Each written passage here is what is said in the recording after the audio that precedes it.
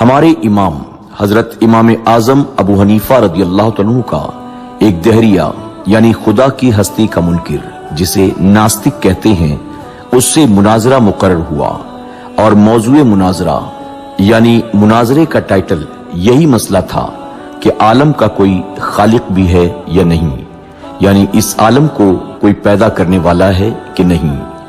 آپ جانتے ہیں کہ ہم اس بات کے قائل ہیں کہ ساری کائنات کا خالق اور مالک اللہ رب العزت ہے، لیکن دہریہ یعنی ناستک اس کا منکر تھا۔ اس اہم مسئلے پر مناظرہ اور پھر اتنے بڑے امام، چنانچہ میدان مناظرہ میں دوست دشمن سبھی جمع ہوئے، مگر حضرت امام اعظم ابو حنیفہ رضی اللہ عنہ وقت مقررہ سے بہت دیر کے بعد مجلس میں تشریف لائے۔ دہریے نے پوچھا کہ آپ نے اتنی دیر کیوں لگا دی؟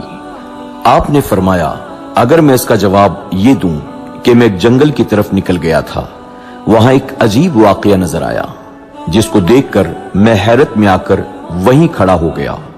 وہ واقعہ یہ تھا کہ دریا کے کنارے ایک درخت تھا، دیکھتے ہی دیکھتے وہ درخت خود بخود کٹ کر زمین پر گر پڑا، پھر خود بخود اس کے تختے تیار ہوئے، پھر ان تختوں کی خود بخود ایک کشتی تیار ہوئی اور خود بخود ہی دریا میں چلی گئی۔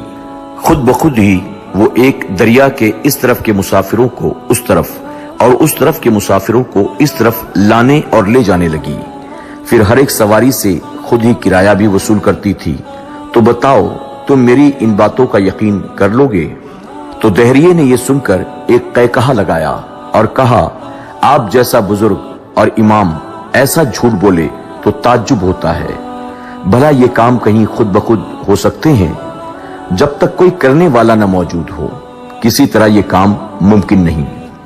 حضرت امام اعظم نے فرمایا، یہ تو کچھ بھی کام نہیں ہے، تمہارے نزدیک تو اس سے بھی زیادہ بڑے بڑے عالی شان کام خود بخود بغیر کسی کرنے والے کے تیار ہوتے ہیں۔ یہ زمین، یہ آسمان، یہ چاند، یہ سورج، یہ ستارے، یہ باغات، یہ سدھا قسم کے رنگین پھول، شیریں پھل، یہ پہاڑ، یہ چوپائے، یہ انسان، یہ ساری خدائی بغیر بنانے والے کے تیار ہو گئی۔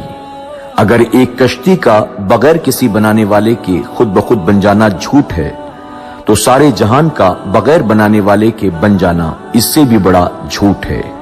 دہریہ آپ کی تقریر سن کر دم بخود حیرت میں آ گیا اور فوراً اپنے عقیدے سے تائب ہو کر مسلمان ہو گیا۔ سبحان اللہ۔